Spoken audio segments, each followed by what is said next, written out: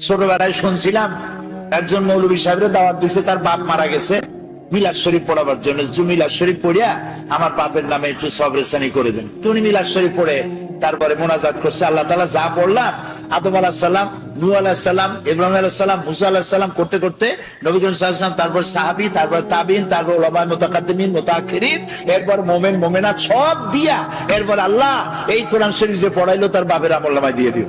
এখন সব টপ দিয়া তারপর বসে কয়, ভাই খাবার কই, খাবার টাবার দেবেন না? কয় মোটেও দেব না। কেন? কয় কি খাবার দেবো? এক খতম হলো শরীফ পড়িয়া তুমি দিছো আদম আলাইহিস সালাম থেকে শুরু করে সবাই রে, তা আমার বাপে বাগে পাইছি কি? তো যে সব বাজানেরে তুমি দোয়া পাঠাইছো ওগুলোর বাড়ি যেয়ে খাও, আমি খাওয়াতে পারবো না। ভুল পথে আগাচ্ছি, ভুল পথে আগাচ্ছি। কোন মৌলভী সাহেব মৌলানা সাহেবের দাওয়াত না দিয়া আমার সন্তান যদি কোরআন তেলাওয়াত জানতো, আল্লাহর নবী বলেন মুমূর্ষ ব্যক্তির কাছে বসে সূরা ইয়াসিন তেলাওয়াত করো, আল্লাহ রাব্বুল আলামিন মৃত্যুর আযাব কমায়া দিবে। মরতে বসছে, তখন ছেলেবেলেরা হা হুতাশ করতে চিল্লাইতেছে, কোরআন শরীফ পড়তে জানে না, হায়রে কপাল। জানাজা পড়তে গেছে, জানাজায় নিয়ে গেছে বাপের লাশ, সাতক্ষীরায় বাড়ি বানাইছে, ঘর আছে, দোকান আছে, পাট আছে, জমিন আছে, গাড়ি আছে, সব আছে, সন্তানরা আলেম বানায় নাই। জানাজা পড়তে একজন মৌলানা সাহেবের আনা লাগছে। একজন মৌলানা সাহেব, ইমাম সাহেব জানাজা পড়তে আসলেন, আর আপনার ছেলে প্যান্ট পরা, শার্ট পরা, পেশাব করছে কয়বার, পানি নিয়ে নেয় একবার, প্যান্ট ট্যান্ট সর্বনাশ করা। ওই অবস্থায় দাঁড়ায় গেছে ইমামের পেছনে, আল্লাহু আকবার, বাপের কপালে যা আছে হোক। কথা কি আমি খারাপ বললাম না ঠিক বলছি? এখন যদি আপনার ছেলেটা আলেম হইতো, ওই ছেলেটা যদি বাপের লাশ সামনে নিয়ে জানাজা পড়াইতো, তাহলে তার চোখ দিয়ে পানি বেরিয়ে যাইত। আপনি যদি আমারে বলেন, হুজুর আমার মা মারা গেছে, আপনি একটু আমার মায়ের জন্য কান্দে কান্দে দোয়া করেন, আমি দোয়া করতে পারবো, কিন্তু আমি কি কাঁদতে পারবো? বলেন কাঁদতে পারবো? আরে মা মরছে আপনার, আমি কাঁদবো কোন দুঃখে? এটা তো স্বাভাবিক কথা। সেই জন্য কোরআন ছেলেকে শিখান, সন্তানকে শিখান, মেয়েকে শিখান, নিজে শেখেন, বউরে শিখান, জীবন বাকি জীবনটা কোরআনের খেদমতে লাগায় দেন। বলেন আমিন। আল্লাহ যেন কবুল করেন, বলেন আমিন। এই কোরআন নাজিল হলো, রাসূলুল্লাহ মুখস্থ করতেছেন, এখন মুখস্থ করতে গিয়ে তাড়াহুড়ো করতেছেন যাতে একটা জের জবরও ভুল না হয়। আল্লাহ রাব্বুল আলামিন বলেন, লা তুহাররিক বিহি লিসানাকা লিতাজালা বিহি। ও নবী, কোরআনকে মুখস্থ করার জন্য আপনার জিহ্বা এত নাড়াচাড়া করার প্রয়োজন নাই। আমার জিবরাইল যখন কোরআন শরীফ তেলাওয়াত করবে আপনার সামনে, জিবরাইলের সাথে মাত্র একবার উচ্চারণ করবেন আপনি, আপনার সিনার ভিতরে গোটা কোরআন শরীফ মুখস্থ করায় দেওয়ার মালিক আমি আল্লাহ। আপনারে মুখস্থ করাবো, আপনাকে তেলাওয়াত করাবো, সুবহানাল্লাহ। আপনারে তেলাওয়াত করবো, আপনি তেলাওয়াত করতে পারবেন, আপনি মানুষকে বুঝাইতে পারবেন। সুবহানাল্লাহ ওয়া বিহামদিহি। কোরআন নাজিল হলো, কোরআন দিয়ে নবী করিম সাল্লাল্লাহু আলাইহি সাল্লাম একটা বিরাট বিশাল বিপ্লব করে ফেললেন। একটা কিতাব, একটা বিপ্লব, একটা রিভলিউশন, একটা ইনকিলাব, একটা বিশাল পরিবর্তন। যারা ছিল চোর, যারা ছিল ডাকাত, তারা হয়ে গেল মানুষের সম্পদের পাহারাদার। যাদের জ্বালায় মেয়ে লোকেরা রাস্তা দিয়ে হাঁটতে পারত না, তারা হয়ে গেল নারীর সতীত্ব আর সম্ভ্রমের সংরক্ষণকারী। বানায় বললাম না ইতিহাস, ইতিহাস। সুবহানাল্লাহ। মারপিট করে ইসলাম আসে নাই, বোমাবাজি করে ইসলাম আসে নাই। আল্লাহ তাআলা তার রাসূলকে বলেছেন, ইন্নামা আনতা মুযাক্কিরুন লাস্তা আলাইহিম বিমুসাইতির। হে নবী, আপনাকে পাঠাইছি আমি উপদেশক করে, আমি আপনাকে দারোগা করে পাঠাই নাই। মানুষ পিটাইয়া হিদায়াত করার কোনো প্রয়োজন নাই, শুধু মানুষকে বুঝান, যার কিসমতে আছে হেদায়েত হবে। আল্লাহ সব থেকে গণতন্ত্রের মূল্য দিছে বেশি। সুবহানাল্লাহ। গণতন্ত্রের মূল্য মানে, তার মানে হচ্ছে মানুষকে আল্লাহ অধিকার দিয়েছেন। মানুষ তো সূর্য না, চন্দ্র না, গাধাও না, ঘোড়াও না, মানুষ কি? তাও কইতে পারলেন না। মানুষ হলো মানুষ। আর সব থেকে সম্মান দেওয়া হয়েছে কারে? ওয়ালাকাদ কাররামনা বানি আদম। আল্লাহ তাআলা বলেন আদম সন্তানকে আমি সব থেকে বেশি সম্মান দিয়েছি। সব থেকে বেশি সম্মান তোমাদের। তুমি কি লক্ষ্য করছো তোমার যত আমি দেই এই খাবারগুলো কত যত্ন করে দিছি? আপনার বাড়ির ডিসি সাহেব, এসপি সাহেব, এমপি সাহেব আপনার বাড়ি যদি মেহমান হয় আপনি খোলা খাবার দেন? খাবারগুলো কি করে আনেন? ডাকে নিয়ে আসেন না? ডাকে নিয়ে আসেন। তো কি এর ডিসি আর এসপি আজ এসে কাল নাই, তাই না? এমপি কোন মন্ত্রী কোন আজ আছে কাল নাই, সত্যি না? এই বান্দাগুলি আছে এবং থাকবে, আসতে থাকবে। তো আল্লাহ তাআলা বলছেন আমি আদম সন্তানকে সম্মান দিছি। সম্মান শুধু এক জায়গায় না, বহু জায়গায়। যত খাবার দিলেন খাবারগুলো সব প্যাকেট করে দিয়েছেন।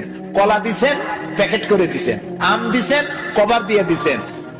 আনারস দিছেন, কাঁঠাল দিছেন। যত খাবার দিছে আপনি তাকায় দেখেন সমস্ত খাবারের উপরে কভার দিয়ে পেঁচায়া খাবারগুলি দিছে। বান্দা এগুলি খা আর জন্মের মতো নাফরমানি কর নাকি? আমরা তো তাই করতেছি। আরে কপাল, যিনি করলেন মেহেরবানি আর আমরা করলাম নাফরমানি। তো আল্লাহ তাআলা আদম সন্তানকে সম্মান দিয়ে আল্লাহ তাআলা বলছেন ওয়াকুলিল হাক্কু মির রাব্বিকুম। তোমার হে নবী আপনি বলুন যে প্রভুর পক্ষ থেকে, তোমার রবের পক্ষ থেকে এ কথাকে স্পষ্ট করে বলা হলো ফামান শাআ ফালিউমিন ওয়া মান শাআ ফালিয়াকফুর।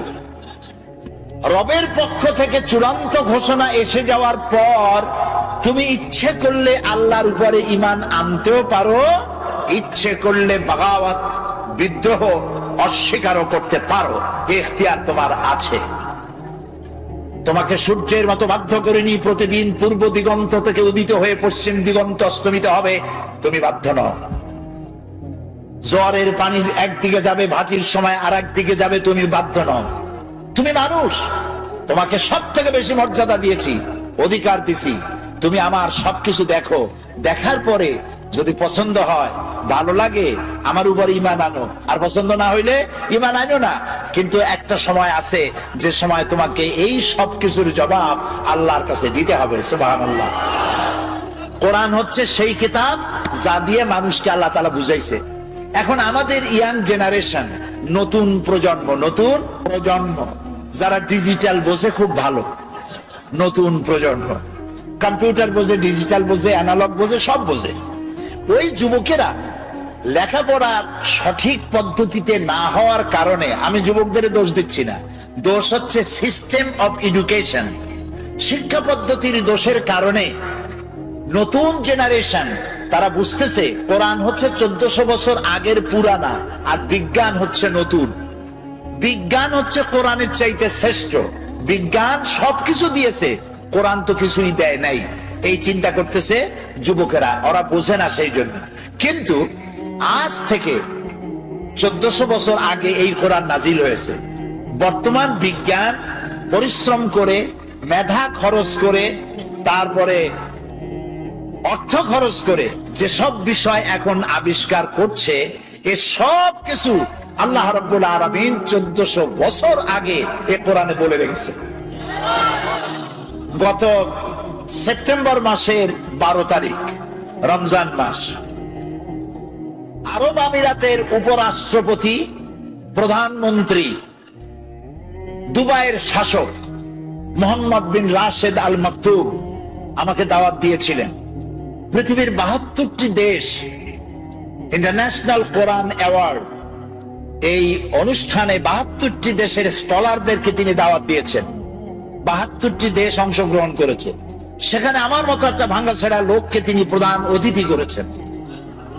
সেখানে আমার বক্তব্যের বিষয় ছিল the scientific miracles in the holy Quran, কোরআনের বিজ্ঞানময় মুজিজা। এর উপর আমাকে বক্তব্য রাখতে হবে, সময় 2 ঘন্টা।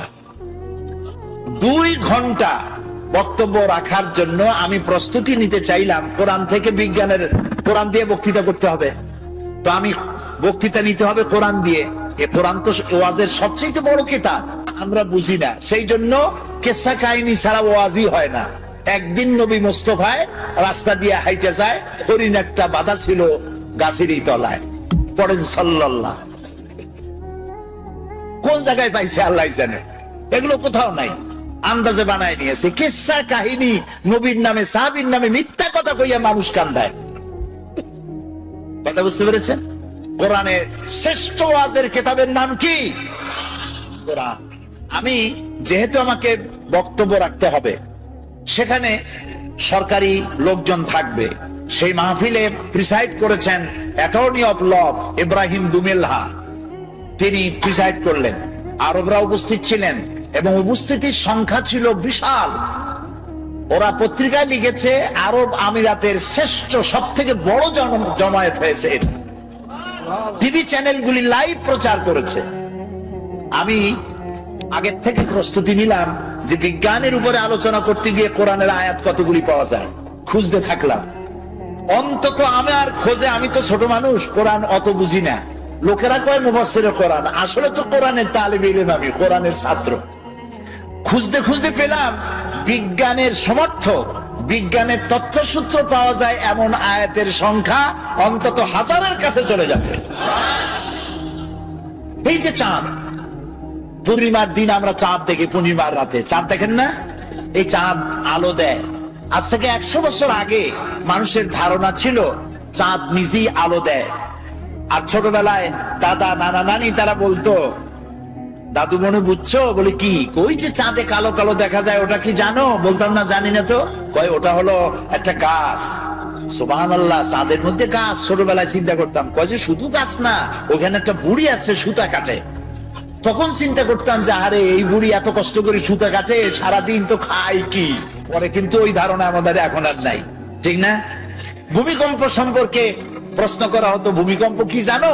বলতাম না জানি না তো। কয় যে একটা গরুর 2টা শিঙে পৃথিবী, শিং যখন ব্যথা করে তখন এক শিং থেকে আর এক শিঙে যখন পাল্টায় তখন পৃথিবী কাঁপে ওঠে।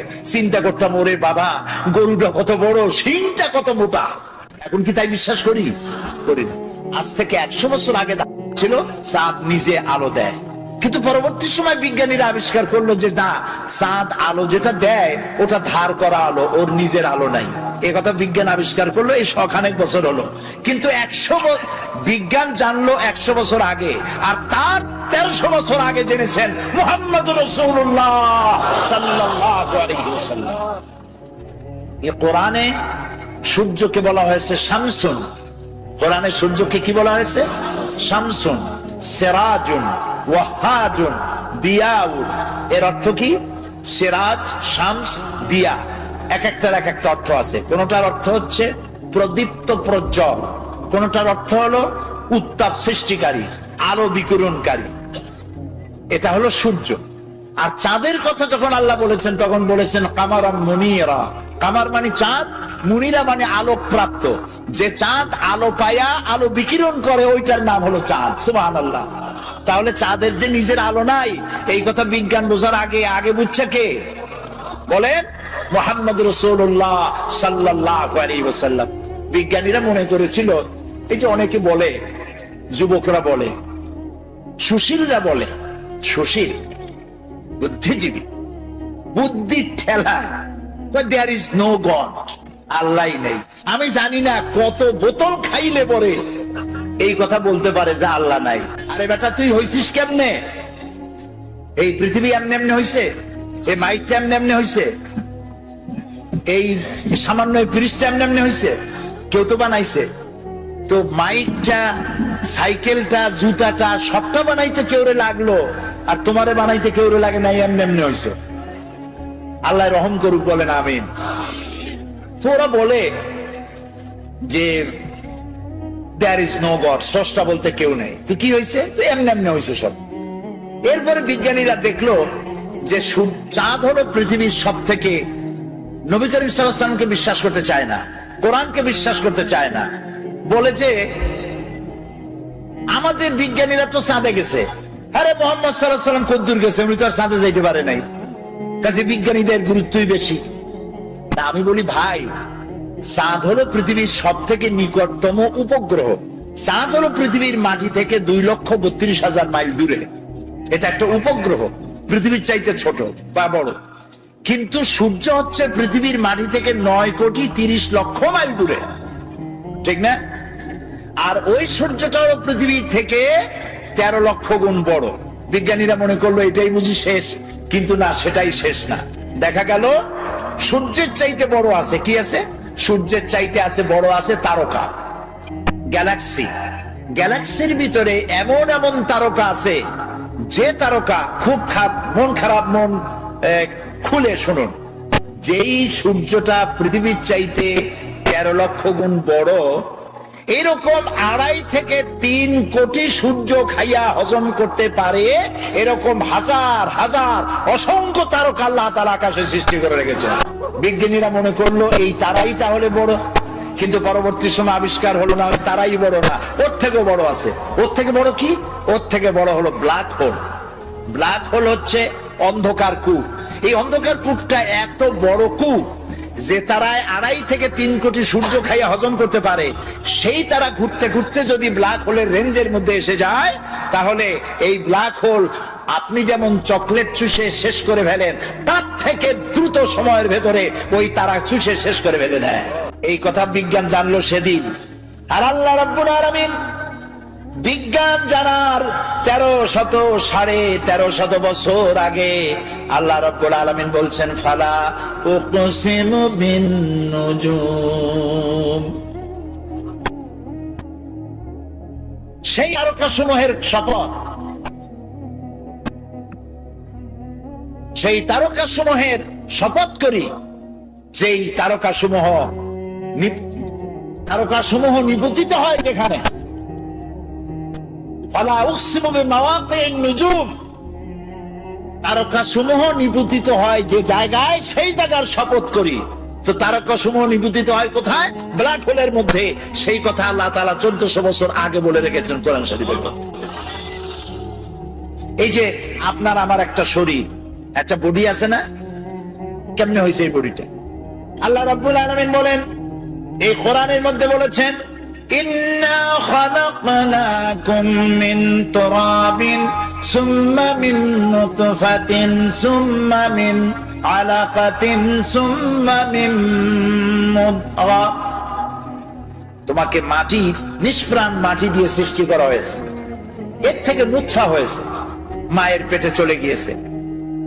এখন বিজ্ঞানীরা, ভ্রূণ তত্ত্ববিদরা বলেন, ভ্রূণ তত্ত্ববিদ তারা বলেন, ভ্রূণ থাকে মায়ের পেটে 3টা পর্দার আড়ালে। এখন বলতেছে, আর কোরআন বলতেছে ফি জুলুমাতিন সালাস, 3টা পর্দার আড়ালে মায়ের পেটে সন্তান থাকে, ফি কারারিম মাকিন, একটা সুরক্ষিত জায়গার ভিতরে আমি এটাকে রেখে দেই। আলাকা সুম্মা মিন নুতফাতিন সুম্মা মিন আলাকা, আলাকা মুআল্লাক থেকে। বিজ্ঞানীরা এখন আবিষ্কার করেছে, যেটা মায়ের পেটের মধ্যে যে জরায়ু আছে, বাচ্চা থলি যেখানে বাচ্চাটা থাকে, ওইখানে আলাকা, এটা ঝুলন্ত অবস্থায় সেটকে থাকে, লাগিয়ে থাকে, মিশে থাকে। ওরা এখন বলতেছে, কিন্তু আল্লাহ বলেছেন 1400 বছর আগে। তারপরে আল্লাহ কি বলছেন? এটাকে আমি গোশতপিণ্ড বানাই, ফাকাসাউনাল ইযামা লাহমা, এই গোশতগুলিকে কচি কচি কতগুলি হাড্ডি দিয়া বডি ফরমেশন করে, তার উপরে গোশত দেই, তার উপরে লাহাম দেই, চামড়া দেই, এরপরে একটা মানুষের আকৃতি ফি আইয়ি সূরাতিম মা শা রাক্কাবাক, রাক্কাবা ইউরাক্কিবু তারকিবান, একটার পর একটা জোড়া দিয়া আমি তোমাকে তৈরি করেছি। দেখো তো জোড়া কতগুলা, হাতের আঙ্গুল থেকে শুরু করে বাহু পর্যন্ত কয়টা জোড়া?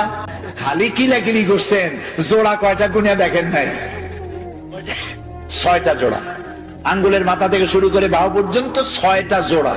এই 6টা জোড়া যদি না থাকতো তাহলে কি হতো? ধরেন একটা জোড়া বাদ দিলাম, কোনোই তো জোড়া নাই, কারো কবজা নাই। কি বলে সাতক্ষীরায় কি কয়? দরজায় কি লাগায়? কবজা বলেন তো। এইখানে কবজা নাই। এখানে যদি কবজাটা না হতো, এটা কি হইতো? এটা হাত হইতো না, হইতো লাঠি। ভাত খাইতেন কেমনে? এটা তো ক্লোজ হবে না, ভাত খাবেন কেমনে? খাবারের জন্য 2 হাতের মাথায় 2 জনের বসতে হবে। এ ওরে মুখে দেবে, সে তার মুখে দেবে। তাও আবার আঙ্গুলগুলো ভাঁজ হবে না, জোড়া নাই। কাঁচা চামচের মধ্যে মতো মুখে ভাত ঢুকে দিয়ে নাকের সিধার মধ্যে গিয়ে ঢুকতে। হাসতেছেন? কোরআন বোঝেন নাই, কপাল করেছে। আল্লাহ বলতেছেন, এমনি এমনি সেজদা দিবি বেটা, সেজদা দিবি যখন বুঝতে পারবি আমি তোরে বানাইছি কেমনে। সুবহানাল্লাহ। বলেন সুবহানাল্লাহ। আহারে কি সুন্দর বানাই দিলাম, পাও বানাই দিলাম বাস করে যেন বসতে পারো। ঠ্যাঙের উপরে ঠ্যাং ফেলে ঠ্যাং ঝুলাও, কিন্তু বানাইছি কি কায়দা করে সেটা দেখো নাই।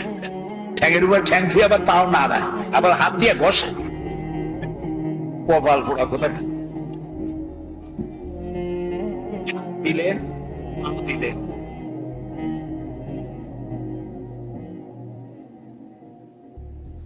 ঠোঁট দিলেন কথা বলার জন্য। ওয়ালিসানা ওয়া শাফাতাইন ওয়া হাদাইনাহুন নাজদাইন। সুবহানাল্লাহ। আচ্ছা, এই যে দুইটা ঠোঁট, আমি কোন সুবহানাল্লাহ। আচ্ছা, এই দুইটা ঠোঁট যদি না থাকতো, ঠোঁট দুটো কত সুন্দর, হাসি দিলে এই ঠোঁটেই সৌন্দর্য বাড়ায় দেয়। দাঁত ঠোঁট দুটো মিলে হাসির সৌন্দর্য বাড়ায়। বুড়া মানুষের দাঁত নাই, সে যদি হাসে তার হাসি একরকম। জি, আবার দাঁত ভাঙ্গাদের দাঁত নাই, ফাঁক ফাঁক, ওর হাসি একরকম। পুরা দাঁত গুলি আছে, ঠোঁটও আছে, এর হাসি আবার আর এক রকম। এখন ঠোঁটবিহীন মুখের চিন্তা করেন, ঠোঁট নাই, মনে হবে যেন বেসকি দিয়ে রয়েছে সারাক্ষণ। কি সুন্দর দুইটা ঠোঁট দিয়া দিলেন। আপনি ঠোঁট নাড়বেন, জিহ্বা নাড়বেন, আপনার মনের কথাগুলি ভাষা হইয়া বেরিয়ে গিয়ে অন্যকে বুঝাতে সহযোগিতা করবে। সুবহানাল্লাহ, আল্লাহু আকবার। আরো জোরে কর আল্লাহু আকবার। কোরআন এর ব্যাখ্যার কোনো শেষ নাই। আল্লাহ তাআলা বলছেন, قُلْ لَوْ كَانَ الْبَحْرُ مِدَادًا لِكَلِمَاتِ رَبِّي لَنَفِدَ الْبَحْرُ قَبْلَ أَن تَنفَدَ كَلِمَاتُ رَبِّي وَلَوْ جِئْنَا بِمِثْلِهِ مَدَدًا। আল্লাহ তাআলা বলেন, হে আমার নবী, আপনি বলেন, তাম পৃথিবীর সব পানিগুলি যদি কালি হয়ে যায়, আর তাই দিয়ে যদি আমার রবের কালেমার ব্যাখ্যা লেখা যদি শুরু হয়ে যায়, লিখতে লিখতে তাম পৃথিবীর সব পানিগুলি শেষ হয়ে যাবে, আমার রবের কালেমার ব্যাখ্যা লেখা শেষ হবে না। এটা সেই কোরআন। সুবহানাল্লাহ বলবেন না? আহারে মুসলমান, এই কোরআন বুঝি না, কোরআন বুঝি না। ছেলেপেলেদেরকে কোরআন শিখাই না, বাচ্চারা কোরআন জানে না। মরার সময় এই একটু আগে বলে আসছি মাদ্রাসা শিক্ষক পরিষদের মিটিং এর মধ্যে, না কোথায় বললাম, হ্যাঁ বলে আসলাম, যখন মারা যায়, মরার সময় না শিবিরের কোথায় কোন প্রোগ্রামে যেন বললাম, মানুষ যখন মারা যায় তখন তার পাশে সেইখানে নিয়া এই কয়েকজন আলেম মাদ্রাসার ছাত্র নিয়া কোরআন শরীফ পড়ায়, সাতক্ষীরা পড়ায়। এবার যদি শুধু সাতক্ষীরা না, সারা বাংলাদেশে, আমি সাতক্ষীরারে ভালোবাসি সেই জন্য বারবার সাতক্ষীরা করি, তো সারা বাংলাদেশের সব জায়গায় মানুষ মরলে মাদ্রাসা থেকে কিছু আলেম ওলামা ছাত্র আইনিয়া কোরআন শরীফ পড়ে, যে কোরআন শরীফ পড়ে। এখন আপনাদের কমন সেন্সের কমন বাদ দিয়ে শুধু সেন্স যদি থাকে, সেটা দিয়ে চিন্তা করে কোন এই মরা মানুষটা একই কোরআন শরীফ শুনবে? শুনতে পাবে না। তো এর কোরআন শুনে লাভটা কি? এখন এর যখন বাইসে ছিল তখন তো শোনার নাই, এখন মরিয়া গেছে, এই মরা মানুষটারে কোরআন শুনে লাভ কি? আর শুনাইতেছেন কিছু আলেম নিয়ে আসছেন, কিছু মৌলবী, কিছু হাফেজ নিয়ে আসছেন। এখন 20 জন 25 জন হাফেজ নিয়ে আসছেন। ওরা চিন্তা করতেছে যে 25 জন আসছি, যদি 1000 টাকা দেয় তাহলে 50 টাকা করে ভাগে পাবো, কি 25 টাকা করে ভাগে পাবো। ও তেলাওয়াত করতেছে আর ফাঁকে ফাঁকে যদি এইগুলো চিন্তা করে, কোন হাফেজ আলেম রাগ করবেন না, আমি সত্যি কথা বলতেছি। এই চিন্তা যদি করে না, আমি ধরে নিলাম করে না, কিন্তু যদি করে পড়ার সময় যে পয়সা এত কয়টা দেবে, ভাগে পাবো এত, তাহলে বিশ্বাস করুন 1 পয়সারও সওয়াব হবে না। সারাদিন তেলাওয়াত করবেন, কোনো সওয়াব হবে না। তাহলে সবই হইল না, আর মরা মানুষের কাছে বসে পড়াইলেন, লাভটা হইলো কি? খামোকা কতগুলি পয়সা গেল। আল্লাহ পাকের মহব্বতে উদ্বুদ্ধ হয়ে যারা এতিম এবং মিসকিনকে যারা দান করে, আত্মীয় স্বজন, গরিব আত্মীয় স্বজন, অসহায় প্রতিবেশী, পথচারী, এদের জন্য যারা সাহায্য করে। কারণ হচ্ছে ইসলাম তো শুধু নামাজ রোজার কথাই বলেনি, ইসলাম মানুষের জীবনের সকল দুঃখ দুর্দশার দিকে লক্ষ্য রেখেছে। যারা বোঝে না তারা ইসলামকে শুধুমাত্র একটি ধর্ম মনে করে, আর ইসলামের যে অর্থনীতি আছে, সমাজনীতি আছে, এটা তারা বুঝতে পারে না। মাছের যেমন পচন ক্রিয়া শুরু হয় তার মাথা থেকে, সমাজের পতন শুরু হয় তেমন রাজনৈতিক নেতৃবৃন্দ, সমাজ নেতৃবৃন্দ এবং এক শ্রেণীর বুদ্ধিজীবীদের মাথা থেকে, তাদের থেকেই সমাজে পচন ক্রিয়া শুরু হয়ে যায়। এই শ্রেণীর লোকদের দাবি হলো ধর্ম আর অর্থনীতি সম্পূর্ণ দুই প্রান্তিক দিকে বাস করে। ধর্ম এক জিনিস আর অর্থনীতি হচ্ছে আর এক জিনিস, রাজনীতি হচ্ছে ভিন্ন জিনিস। তারা জানে না ইসলাম হচ্ছে পূর্ণাঙ্গ জীবন বিধান। আল্লাহ পাক বলছেন এই কোরআনকে যারা অনুসরণ করবে তাদের তো খাওয়া পড়ার অভাব হওয়ার কথা না। কোরআনে কারিমে আল্লাহ রাব্বুল আলামিন বলেন, ফামান তাবিআ হুদায়া ফালা খাউফুন আলাইহিম ওয়ালা হুম ইয়াহজানুন। আল্লাহ পাক বলেন এই কোরআনের অনুসরণ যারা করবে, এই কোরআনের আইন যারা মেনে চলবে, কোরআনকে মেনে যারা চলবে, এর শাসন যারা মেনে চলবে, ফালা খাউফুন আলাইহিম, ওদের জন্য কোনো ভয় নাই, ওয়ালা হুম ইয়াহজানুন, ওদের জন্য কোনো চিন্তাও নাই। কিসের ভয় নাই? যেই সমাজে কোরআনের আইন চালু হয়ে যাবে ওই সমাজের ভিতরে চুরির ভয়, ডাকাতির ভয়, জেনার ভয়, হত্যার ভয়, ধর্ষণের ভয়, লাঞ্ছনার ভয়, গঞ্জনার ভয়, কোনো ভয় থাকবে না। ওয়ালা হুম ইয়াহজানুন, ওই সমাজের মানুষের মনে কোনো চিন্তাও থাকবে না। কিসের চিন্তা থাকবে না? যেই সমাজে কোরআন চালু হয়ে যাবে, কোরআনের আইন দিয়ে সমাজ পরিচালিত হবে, ওই সমাজের মানুষের খাওয়া পড়া, শিক্ষা, চিকিৎসা, বাসস্থানের কোনো চিন্তা থাকবে না। ইসলামী সমাজ তার গ্যারান্টি দেবে। জোরে বলেন সুবহানাল্লাহ। এটা আল্লাহ পাকের ওয়াদা। কার ওয়াদা? জোরে কোন তো? আল্লাহ পাক, ফামান তাবিআ হুদায়া ফালা খাউফুন আলাইহিম ওয়ালা হুম ইয়াহজানুন, আল্লাহ পাকের ওয়াদা। কিন্তু দুর্ভাগ্য আমাদের, আল্লাহর ওয়াদা বিশ্বাস হয় না। ওই যে প্রথম দিন বলেছিলাম যে ওয়াদার মৌসুম এসে গেছে, ওয়াদার এক বিরাট মৌসুম এসে গেছে। এখন থেকে যত জনসভা হবে শুনতে পারবেন শুধু ওয়াদা আর ওয়াদা। এই সব ওয়াদাগুলি মানুষেরা বিশ্বাস করে, কিন্তু আল্লাহ পাকের ওয়াদা মুসলমান হওয়া সত্ত্বেও মগজে ঢোকে না, মনের মধ্যে বিশ্বাস স্থাপন করতে পারে না। আল্লাহ পাক বলছেন কোরআনকে মানো, কোরআনকে মেনে চলো, তাহলে সমাজ সুন্দর হবে, ভয় থাকবে না, চিন্তা থাকবে না। এই পৃথিবীতে প্রথম দিন থেকেই পৃথিবীতে দুইটা শ্রেণী চলে এসেছে। এই পৃথিবীতে একটা হচ্ছে ধনী আর একটা হচ্ছে দরিদ্র। ধনী আর গরিব আবহমান কাল থেকে এই দুই শ্রেণী চলে আসছে। আদিকাল থেকেই মানুষ এই দুই শ্রেণীর ভিতরে সমতা সৃষ্টির জন্য প্রচেষ্টা চালিয়েছে। দার্শনিকরা চালিয়েছে, বিজ্ঞানীরা চালিয়েছে, এবং এক একজন এক এক ধরনের মতবাদ দিয়ে এই দুই প্রান্তিক অবস্থা থেকে একই সমান্তরালে আনার জন্য চেষ্টা আর কম করেনি। পুঁজিবাদের হাত থেকে রক্ষা পাওয়ার জন্য সমাজতন্ত্র তৈরি হলো, কমিউনিজম তৈরি হলো। অবস্থা তারা দেখতে পেল সর্বনাশ। আগে তো ছিলাম চোরের বাড়ির সামনে, সব চুরি হয়ে যেত, এখন তো ডাকাতের ঘাটে সেই নৌকা লাগালাম, এখন তো জানো যাবে। সেজন্য সমাজতন্ত্র পৃথিবীকে কিচ্ছু দিতে না পেরে নিজের দেশেই আত্মহত্যা করলো। এরপরে আবার বাঁচার জন্য মুক্ত বাজার অর্থনীতির নামে সমাজতন্ত্রীরা আবার সেই পুঁজিবাদের দিকে অগ্রসর হওয়ার চেষ্টা চালাচ্ছে। পৃথিবী সাক্ষী, দুনিয়া সাক্ষী, মানুষের তৈরি করা মতবাদ দিয়া পৃথিবীতে কোথাও স্থায়ী কোনো শান্তি আসে নাই। এ কথাটা কি মিথ্যা না সত্য? এ কথা মিথ্যা না সত্য?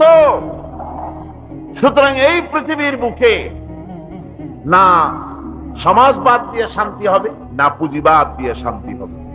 পৃথিবীর বুকে শান্তি হতে পারে কেবলমাত্র নবীদের পরিকল্পনার মাধ্যমে। কারণ দার্শনিক বিজ্ঞানীরা যা বলেছেন, পরিকল্পনা দিয়েছেন, সব তাদের মন মস্তিষ্ক প্রসূত। আর আম্বিয়া আলাইহিমুস সালাম যে পরিকল্পনা দিয়েছেন, সব আল্লাহ রাব্বুল আলামিনের দেওয়া। নবীদের পরিকল্পনা কার? জোরে চিল্লায় কোন কার? আল্লাহ রাব্বুল আলামিন তাদেরকে পরিকল্পনা দিয়েছেন। সেই পরিকল্পনার ভিত্তিতে তারা আদর্শ সেট করেছেন। মানুষের মধ্য থেকে দুঃখ, দুর্দশা, দারিদ্র, ক্ষুধা সব দূরীভূত হয়েছে, মানুষ সুখ পেয়েছে, সমৃদ্ধ পেয়েছে।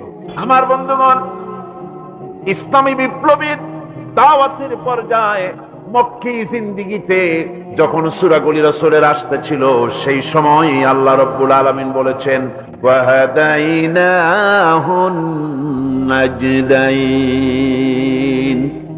আমি কি উভয় স্পষ্ট পথ তাদেরকে দেখায় দেই নাই? উভয় স্পষ্ট পথ তাদেরকে দেখানো হয়েছে। ফালাক্তাহামাল আকাবাতা ওয়া মা আদরাকা মাল আকাবা ফাক্কু রাকাবা।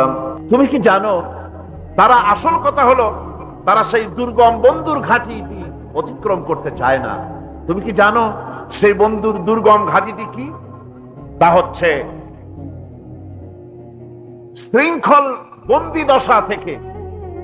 দশা থেকে মানুষদেরকে মুক্ত করে দেওয়া, আর আও ইতআমুন ফি ইয়াউমিন যী মাসগাবা ইয়াতীমান যা মাকরাবা আও মিসকিনান যা মাতরাবা। উপবাসের দিনে নিকটবর্তী এতিম দুঃখীকে খেতে দেওয়া, আর ধুলামলিন মিসকিন যারা আছে তাদেরকে খেতে দেওয়া। যাদের পেটে খাবার নাই, ক্ষুধার দিনে খুঁজে খুঁজে তাদেরকে খাবার দেওয়া। এই সমস্ত কাজ যারা করবে, আল্লাহ রাব্বুল আলামিন তাদের সম্পর্কে বলেছেন, উলাইকা আসহাবুল মাইমানা। কিয়ামতের দিন এদের ডান হাতে আল্লাহ রাব্বুল আলামিন আমলনামা দান করবেন। জোরে কোন সুবহানাল্লাহ। আমলনামা বেঈমান যারা তাদের হাতে আসবে, তাদের কোন হাতে আসবে? বাম হাতে। আর আমলনামা ডান হাতে আসবে কাদের? এই সমস্ত লোকদের যারা এতিমকে মিসকিনকে যারা খেতে দিয়েছে। আর খেতে দিয়ে, এতিম মিসকিনদেরকে খেতে দিয়ে তারপরে এর দ্বারা তাদেরকে কোনো খোঁটা দেয় নাই। তাদেরকে কেন খাওয়াইস? কোরআনে কারীম বলছে, ওয়ায়ুতঈমুনা আত-তাআমা আলা হুব্বিহি মিসকিনান ওয়া ইয়াতীমান ওয়া আসীরা। আল্লাহর সৎ লোকেরা আল্লাহর ভালোবাসায় উদ্বুদ্ধ হয়ে খাবার খাওয়ায় মিসকিনদেরকে, এতিমদেরকে।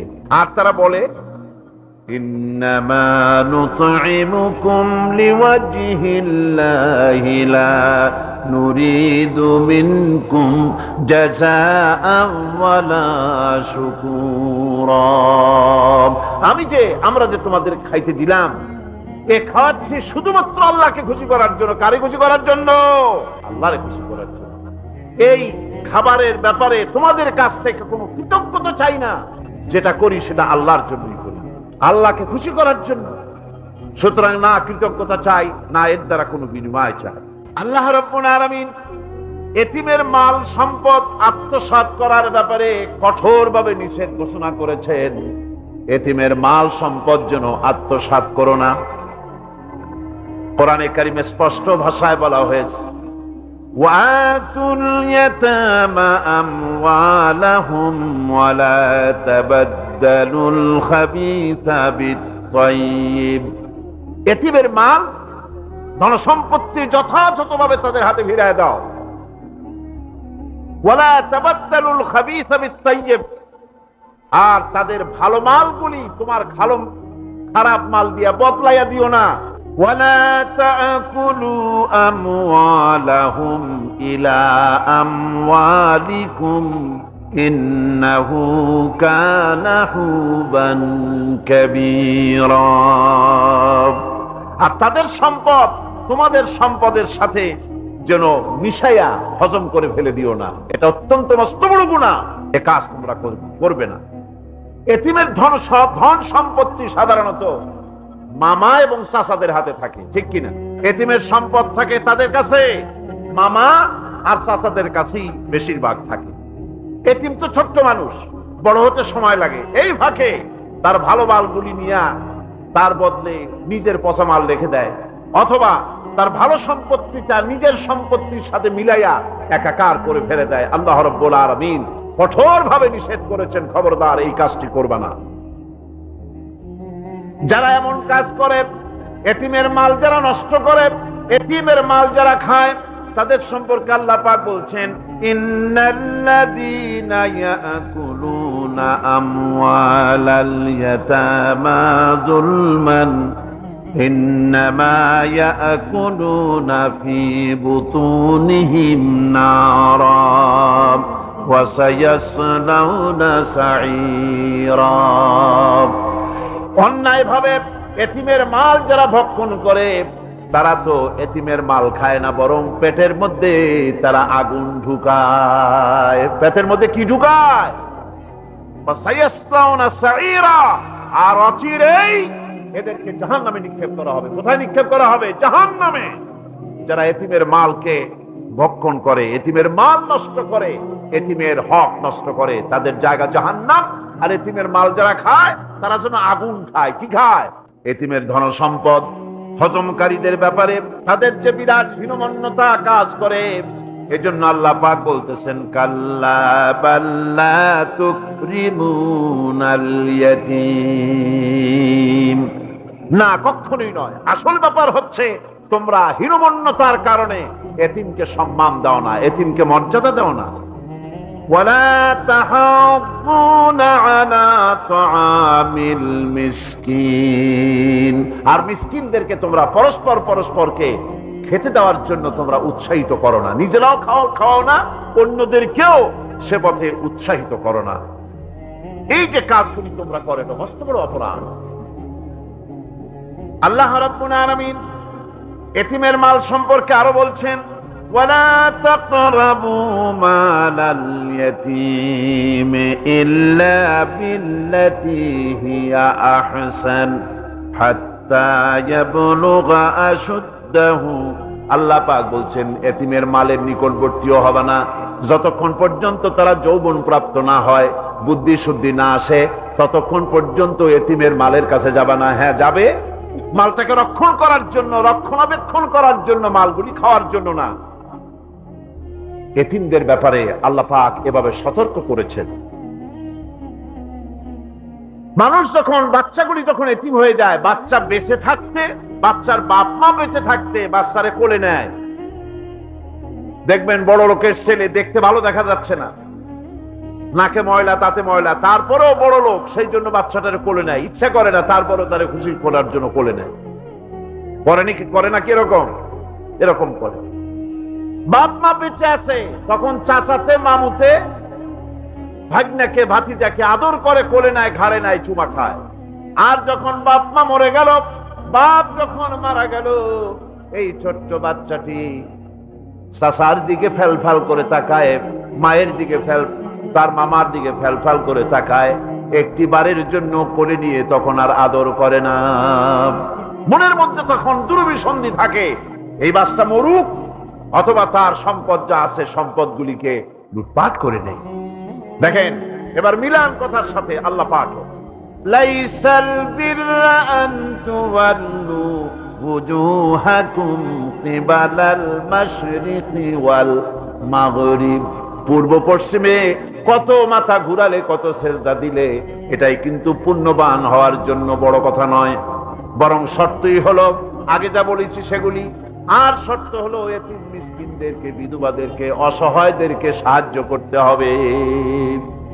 এগুলি করলে তাহলে তুমি মুমিন বলে প্রমাণিত হবে, তুমি সৎ ব্যক্তি, ভালো মানুষ, নেককার, পুণ্যবান বলে আল্লাহ পাকের দরবারে তুমি প্রমাণিত হবে। আল্লাহ পাক বলছেন, ওয়াকামাস সালাতা ওয়া আতাজ যাকাত। সত্যিকারের নেককার এবং পুণ্যবান হওয়ার জন্য নামাজ প্রতিষ্ঠা করতে হবে আর যাকাত আদায় করতে হবে। আমি নামাজটাকে মাঝখান থেকে ছেড়ে দিলাম আগামীকালের জন্য ইনশাআল্লাহ। যেহেতু এতিম মিসকিনদের কথা, সদকার কথা, দানের কথা বলছি, আর যাকাত আছে সামনে, এইটার সাথে যাকাতটারে মিলাই দিই, তাহলে কালকে শুধু নামাজের ব্যাপারে বললেই চলবে ইনশাআল্লাহ। আর নামাজ আর যাকাত এতই গুরুত্বপূর্ণ, যেটা ছাড়া ইসলামের ইমারত গড়তেই পারে না, ইসলাম থাকতে পারে না, মুসলমান থাকতে পারে না, শান্তি থাকতে পারে না, স্বাধীনতার গ্যারান্টি হতে পারে না। নামাজ, যাকাত আল্লাহ পাক যে নিয়ম করেছেন এর উপরই মানুষের শান্তি, স্বস্তি, স্থিতিশীলতা সবটার গ্যারান্টি হচ্ছে নামাজ আর যাকাত। যেরকম সুবহানাল্লাহ। আল্লাহ রাব্বুল আলামিন যাকাতের কথা বলছেন। যাকাত হচ্ছে পবিত্র করে দেওয়া।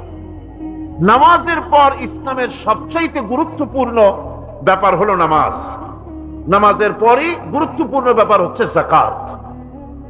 আর ইবাদতের বেলায় সাধারণত নামাজের পরে আমরা রোজা বলি, নামাজ রোজা, কিন্তু আসল কথা হচ্ছে নামাজের পরই যাকাত।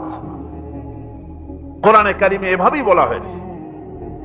নামাজ এবং যাকাত এই দুটি জিনিস হচ্ছে ইসলামের প্রধান স্তম্ভ। ইসলামী রাষ্ট্র যদি হয়, যদি দেশটা ইসলামী রাষ্ট্র হয়ে যায়, তাহলে মুমিনেরা যদি ক্ষমতায় আসে তাহলে কি কাজ করবে?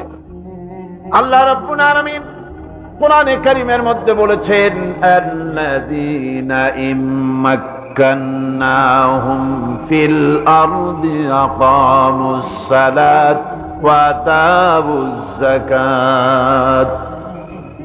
আমার মুমিন বান্দারা যদি ক্ষমতায় আসে, মুমিনরা যদি ক্ষমতা পায়, তাহলে চারখানা কাজ করবে। কয়খান কাজ? জোরে চিল্লায় কোন কয়খান? প্রথম কাজ, ক্ষমতায় এসেই নামাজ প্রতিষ্ঠা করবে। প্রথম কাজ কি? নামাজ প্রতিষ্ঠা করবে। সে নামাজের কথা বলবো কালকে। 2 নম্বরের কাজ হলো যাকাত আদায় করবে। 2 নম্বরের কাজ কি? যাকাত আদায় করবে। যাকাত বোর্ড গঠন করবে না, যাকাত আদায় করবে। যে সরকার নামাজ প্রতিষ্ঠা করে না, সে সরকারের যাকাত বোর্ড করে যাকাত আদায় করার অধিকার থাকার কথা নয়। সুবিধাবাদ জিন্দাবাদ দিলে তো চলবে না।